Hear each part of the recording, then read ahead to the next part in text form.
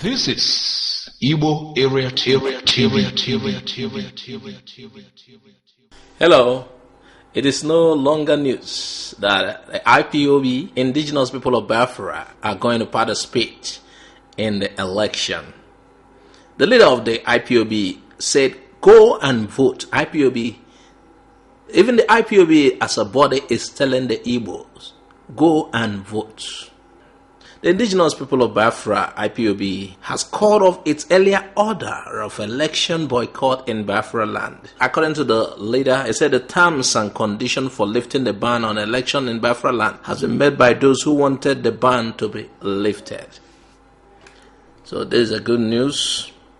Igbos, there's no longer any fear of trying to exercise your franchise. IPOB, in a statement by its Media and Publicity Secretary, Emma Powerful, disclosed that the decision was taken after a brief emergency meeting of the Directorate of State, DOS of IPOB, which had in attendance its leader and Director of Radio Biafra, Mazi Nnamdi Kanu. It therefore urges all Igbos to go out and vote and discharge their civic responsibilities by participating in electoral process. Oh, kudos to you, IPOB. The IPOB statement reads, it is important we notify the world at large and the indefatigable global IPOB family in particular that the leader of the IPOB has called off the election boycott in Biafra land. After a brief emergency session of the Directorate of State, US, that was the night before the election, the leader has determined, and after the meeting, they came to a conclusion that all their terms have been met. So they gave a go-ahead. You know, earlier, a lot of people are afraid of voting, coming out and being attacked. But everything is now settled. There's no trouble. According to IPOB, they said that agreement to its terms and conditions will go down as the defining moment when the irreversible restoration of Biafra was firmly entrenched in the subconscious of all and sundry. And they have now realized we are superstructure that cannot be blackmailed or intimidated into conceding an inch without getting what we want. So IPOB said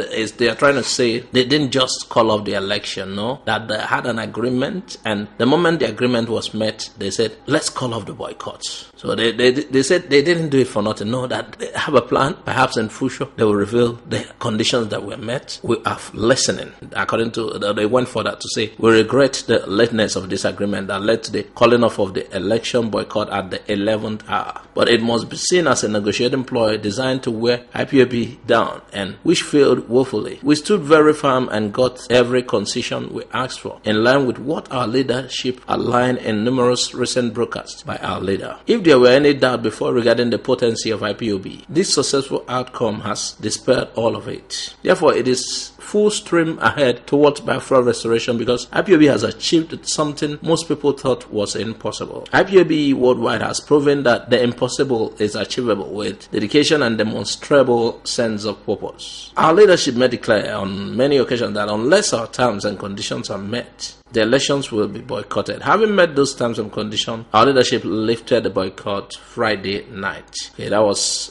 on the eve of the election, which we've learned now that has been postponed. Now, in closing, the leadership of the IPOB decided to commend the worldwide IPOB family, especially the legendary volunteers, our fathers, mothers, and e-warriors that helped to make this possible. I say we salute their resoluteness and resilience towards this fight for Biafra freedom and this greatest achievement we so far made. Our struggle for total Biafra independence has been enhanced as a result of this. So that was IPOB's claim. IPOB's recent adoption. That was IPOB's latest on the election. So please go out, vote for the candidate you want to vote for. Don't be afraid any longer. Go out under the exercise your franchise. Vote for a credible candidate. Meanwhile, some IPOB members said they don't still trust that the leader has asked them to vote.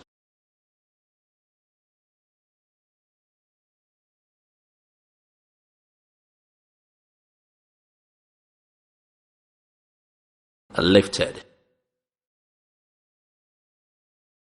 After IPOB's directive that the Southeasterners, Igbos, should now vote, especially members of the IPOB, should now vote and not boycott the election, here is another one. This is the feeling by some. As Nigeria decided, they said this particular move by IPOB was why the election was postponed. The IPOB said the action of their leader asking Southeasterners to now call off the boycott was the reason why the Independent National Electoral Commission postponed the election. So they said Nnamdi Kanu made them postpone the election. This was by the publicity secretary of IPOB, Comrade Powerful. He said the reversal of the election boycott made it possible. He said the postponement is also a confirmation that IPOB's decision to leave the boycott was a master stroke, that it took many by surprise, and it's virtually, according to IPOB, there's a plan by a section to rig the election, saying these people from a particular region did not vote. So it's an opportunity for us to say, oh, they didn't vote. And, people from that region are said to have an intention of voting somebody that has their candidate. So they said opposition's ploy was, since these people are not voting, it made it easier for them to rig the election. Now, this is the statement from IPOB. It said, events surrounding the postponement of the Nigerian presidential election previously scheduled for February 16, 2010 is a confirmation that IPOB's decision to leave the boycott was a masterstroke that took many by surprise. The move by IPOB APE's leadership to call off the boycott made it virtually impossible for some to rig the election. Wow. Is it true some people are planning to rig the elections because of IPOB will not participate? They say it's not clear. Some cabals are planning to use it to rig. The report went further. Our leader, Nnamdi Kanu, the prophet of our time, is light years ahead of the intrigues and machinations that characterize politics in Nigeria. Had the leadership of our great movement not called off the boycott, there would have been malpractices. The election would have been sham, and it would have aided rigging. And a particular candidate would just announce himself, since the support for the other candidate is from this area that plan to boycott the elections. Now, is there anybody who is still in doubt of the potency of IPOB will undoubtedly have a rethink after this? Quite obvious, the IPOB boycott call-off took several Nigerian establishments unawares. Now, there is this claim that the army is also planning to use the event of the boycott to even stop voting in certain part of the East.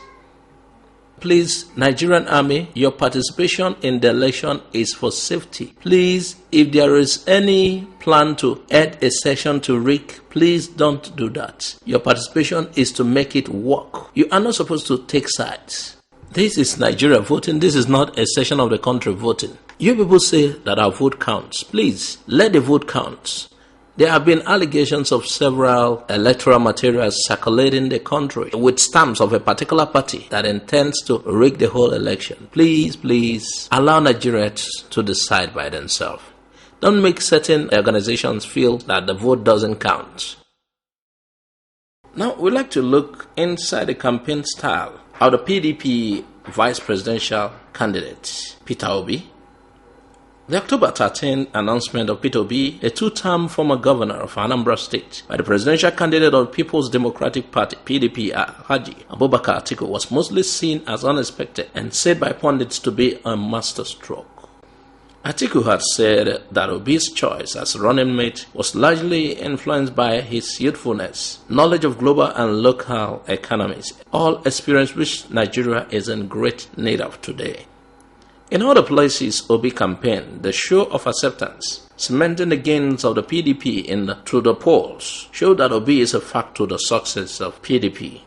Most of the time, the PDP presidential campaign trail was out in various states.